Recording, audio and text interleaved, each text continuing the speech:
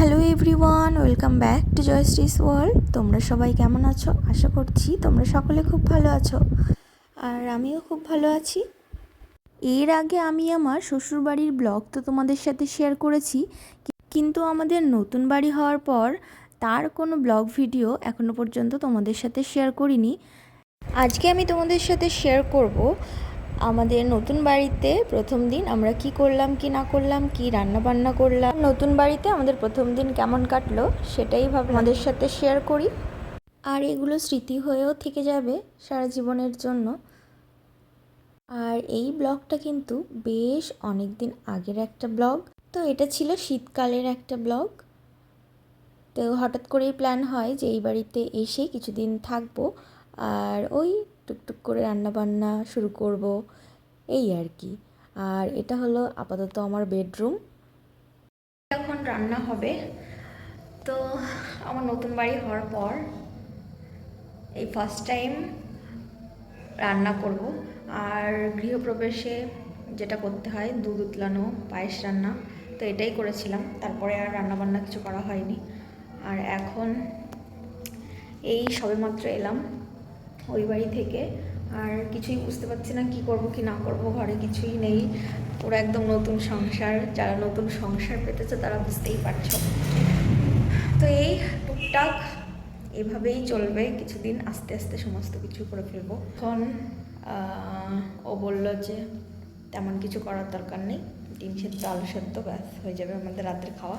বাকি কালকে কি রান্না হবে সেটা কালকে দেখা যাবে। আপাতত খেয়ে দিয়ে এখন ঘুমাবো। তো চলো বাকিটা তোমাদের সাথে শেয়ার করব। আর এটা হলো আমার ফার্স্ট রুম, এই যে দেখতে পাচ্ছ এখানে। তো চলে এসেছি রান্নাঘরে, এখন করব রান্না। আর এই যে দেখো, কোনো কিছুই এখনও তৈরি হয়নি ঠিকঠাক করে, রান্নাঘরও ইনকমপ্লিট। তারপরেও আমাদের খুব ইচ্ছে হলো যে নতুন রান্নাঘরে রান্নাবান্না শুরু করব।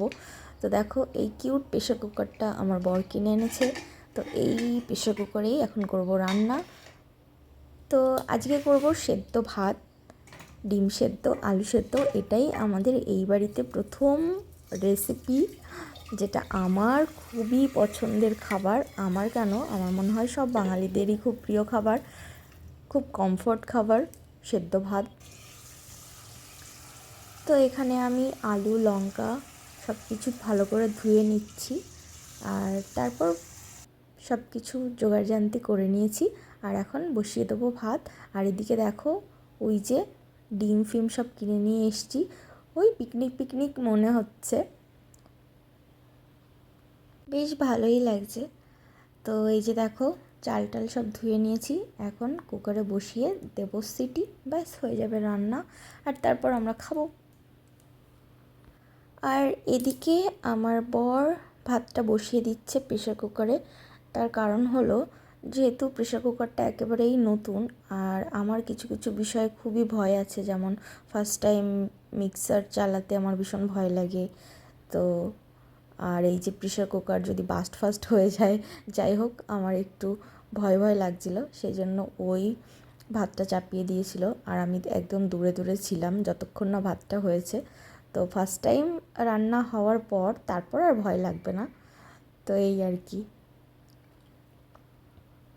আর এই যে যে মুহূর্তগুলো, এগুলো কিন্তু আমার শ্বশুরবাড়িতে পসিবল ছিল না, কিন্তু এটা এই বাড়িতে সম্ভব হয়েছে। তার কারণ হলো, এই বাড়িতে আমি আর আমার বর, তাছাড়া আর কেউ নেই। তো কুকারে ভাত চাপিয়ে দিয়ে এসেছিলাম একটু ঘরে। দেখো, চাকু দিয়ে আমি কিছুই করতে পারি না, গেল হাতটা কেটে। এদিকে এখন হবে ডিম ভাজা। আর এই যে হচ্ছে আমার খিচুড়ি। দেখি কেমন হলো, তারপর তোমাদেরকে। আর এই হলো আমি, আর আমার খুব পছন্দের একটা জিনিস, যেটা যেটা আমার বর আমাকে না জানিয়ে নিয়ে চলে এসেছে নিজে পছন্দ করে। বাট যাই হোক, কালার কম্বিনেশন আমার বেশ ভালো লেগেছে। আর এই হলো আমার ড্রেসিং টেবিল, ডিম সেদ্ধ ভাত। ইসকি মাখাচ্ছে, শুকনো লঙ্কা হলে মজা হতো, তাই না?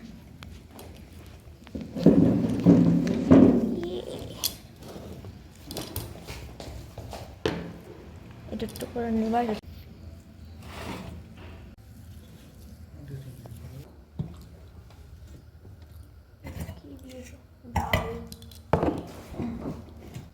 খাচ্ছি হাত দিয়ে।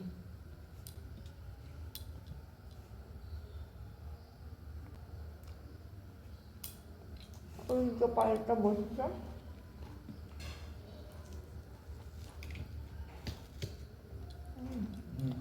ভালো হয়েছে, সুন্দর হয়েছে, টেস্ট হয়েছে ওরা। আমি তো এসব খাবো না, নুন লাগবে, দেবো না? নুন লাগবে না।